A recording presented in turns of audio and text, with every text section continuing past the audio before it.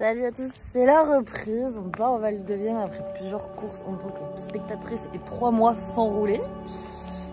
Autant vous dire que j'espère que le soleil qui est ici va me suivre pendant les 5 heures de route. Ça fait une semaine que j'esquive la météo, que je ne regarde pas la météo. Comme ça m'a fait peur. J'ai vu des nuages, j'ai vu de la pluie. Donc depuis, je ne regarde plus la météo. Je verrai en arrivant. Et puis c'est tout. Donc, faut être prêt.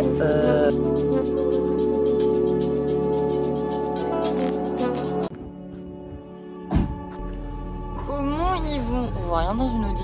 Bon, j'ai pas filmé très longtemps puisque je suis un boulet. Pas laissé sous cap. Hugo, faut laisser votre cap quand vous me prêtez vos voitures. Non, j'exagère. Il fait beaucoup de bruit de voiture, monsieur Carini. Et niveau essence, je suis pas rassurée. Pas pour moi, hein, parce que moi, une fois que je suis allée au circuit, c'est bon. Mais 40 km, monsieur Carini, êtes-vous sûr de trouver une station essence? C'est pas le sujet. Comme toujours, première séance d'essai. On se calme, là vous Audi là. De la journée, donc assez tôt, le soleil n'est point levé. Est-ce qu'il pleut? J'ai eu de la pluie hier en rentrant, mais 3 gouttes. Ça va. On va rouler vraiment calmement pour que monsieur Carini ne tombe pas en panne d'essence demain, parce qu'on remercie bien sûr Hugo Carini de prêter sa voiture quand moi je pars bêtement dans le camion de WRS pour pas prendre ma voiture parce que je suis une feignasse qui n'aime pas conduire beaucoup sur la route et que j'oublie que mon père n'arrive pas le jeudi soir en même temps que moi. Voilà. Ne me dites pas que je devais partir dans l'autre sens, ça va pas me faire rire le GPS. Démerde-toi le GPS. Et je suis partie sans mon chargeur au gîte, donc je n'ai plus de batterie. Donc je vais arrêter de vous raconter ma petite life et je vais suivre le GPS qui me fait faire des trucs bizarres. Cette première séance d'essai du Grand Victorieuse, j'ai fait un premier tête à queue dans le trop tard. C'est-à-dire qu'au Val de Vienne, il y a un virage qui est tellement réputé pour qu'on freine trop tard qui parle semi. Et j'ai dû défaire ma durée de frein à l'avant. Donc du coup, moi je suis quand même repartie parce que vu que je n'étais pas montée sur un vibreur ni à un caillou, je suis repartie en me disant j'ai rien touché, c'est bon. Je suis repartie, je sais que de perdre l'avant dès que je freinais. Moi je me suis dit oh, j'essaierai dans une ligne droite de mettre un peu de frein sur l'avant. Je suis arrivée dans la grande ligne droite, c'est l'on arrive le plus vite. J'ai mis basket sur les freins, hein. J'ai mis tout mon poids sur les freins pour arrêter la voiture.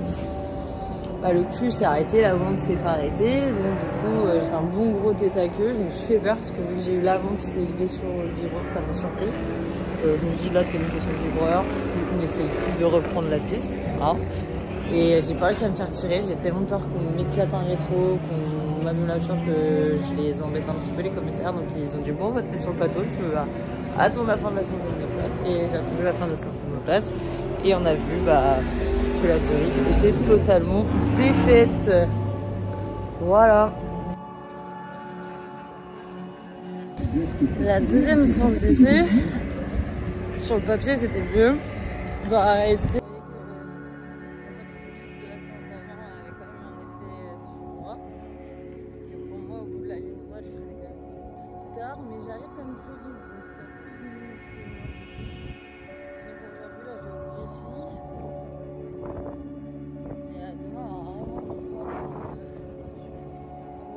Ça, ils vont aller chercher. Comme ça. Mais je trouve que proportionnellement ça commence mieux que Dijon. Que je suis déjà dans un meilleur rythme qu'à Dijon. Évidemment, je ne sais pas le briefing en fait. Je marche comme si je savais lever. Mais j'en ai aucune idée. J'ai trouvé ça.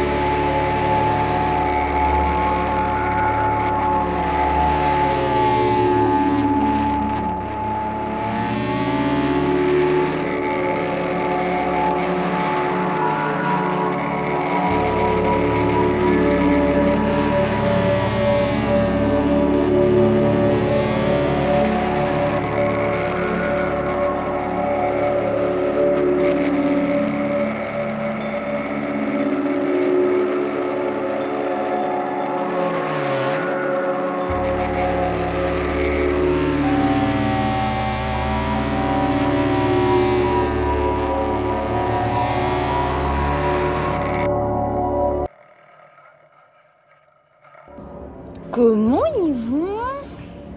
Et bah les cailloux, ça s'est beaucoup mieux passé. Ça s'est vraiment sorti les doigts du cul. Veuillez m'excuser l'expression ici. Et on va continuer dans la course tout à l'heure. Alors on va assez le temps prairie, puisqu'on va faire une maxi prairie avec toutes les voitures de l'événement. Pas du plateau de l'événement, j'allais me tromper. Donc il faut être prêt presque 2 heures en avance, si je ne m'abuse. 1 heure, 2 heures, quasiment 2 heures. Je sais plus compter, 1 heure. Donc on va mettre toutes les voitures en pré-gris. On va faire un tour tous ensemble. Est-ce que ça va être le bordel? Oui, totalement. Faut pas essayer de se mentir, ça va être un gros bazar, mais ça va permettre aux organisateurs d'avoir des belles images de toutes les belles voitures que nous retrouvons sur ces meetings de l'Historic Tour. Donc c'est plutôt sympathique tout ça. Voilà. Qu'est-ce que je vais vous dire d'autre?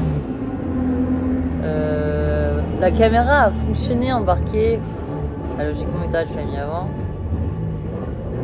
Elle n'avait pas fonctionné hier. En fait, on a 2 caméras et celle que j'ai utilisée hier n'a pas du tout fonctionné.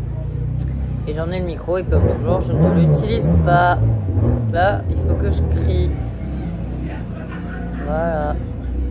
Il y a un petit peu de spectateurs, c'est cool parce que Val de Vienne c'est tellement perdu au fin fond du monde que c'est un peu rare cette catégorie de personnes, des spectateurs. Mais c'est tout. Voilà, on se rapproche du temps du père. Ah ouais, c'est ça que je vous raconte, parce que le père il a roulé il y a 1 an avec la voiture. Donc j'ai l'impression parce qu'on sait en combien la voiture peut aller. C'est pas on se doute. Ah, c'est marqué sur le papier, la voiture elle allait beaucoup plus vite. Mais on se rapproche progressivement. Il y a une petite zone et 1 km/h plus vite que le papa. Petite fierté personnelle. Et je sens. Donc on va se rapprocher du temps du papa. Encore un peu plus jusqu'à la fin du week-end. That's the objectif.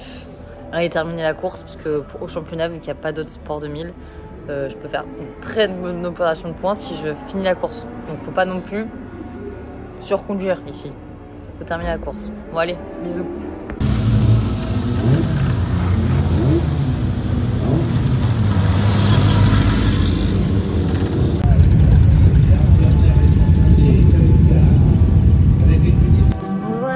Voilà, on part pour la course 2. J'ai totalement pas débriefé hier après la course 1. Je sais plus si j'ai débriefé avec les qualifs.